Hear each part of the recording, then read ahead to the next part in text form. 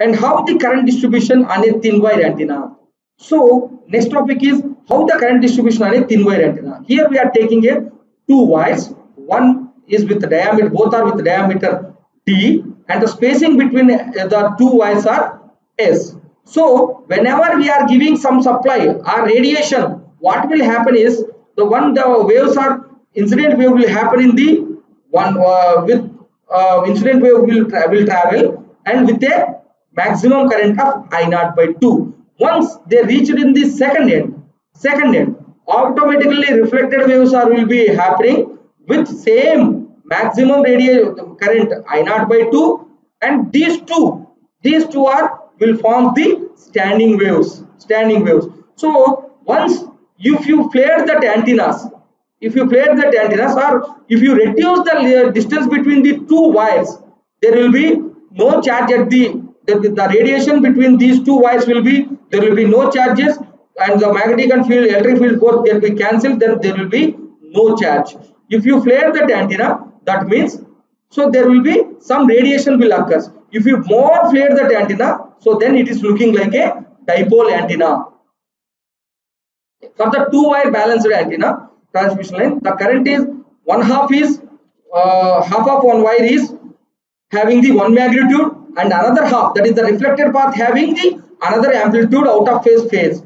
And if the distance between those two is very small, the two fields gets cancelled and there will be no radiation. So the net result is almost ideal. So then we are saying that it is a non-radiating transmission line. So when you flare that antenna, that means you are bending the two antennas in some angle, because of the two wires of the flared section are not necessarily close to each other, so there will be no fields get cancelled. So therefore ideally there is some radiation will be there. And when the flare to a dipole, that means if you flare the two wires to a straight line 90 degrees, then we can say that is a ideal dipole antenna, and your S is not much less than lambda. So the phase current of the standing wave is always in each term is same throughout the length of the antenna. Especially, so in addition, there is a one phase in one direction and another phase in another direction.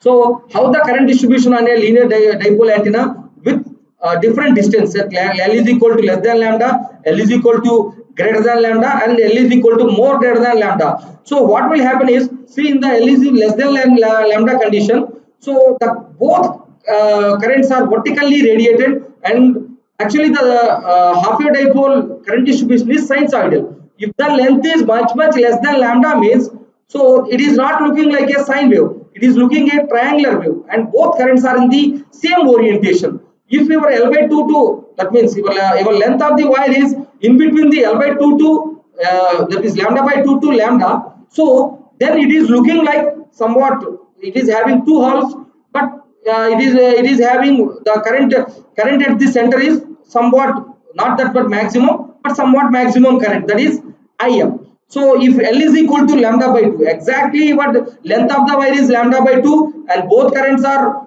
in the same orientation, and it is showing the maximum current at I naught is equals to Im. If your length is very high than lambda, so what will happen is, so you are not getting maximum current into one interval, in different lobes you are getting the maximum signal.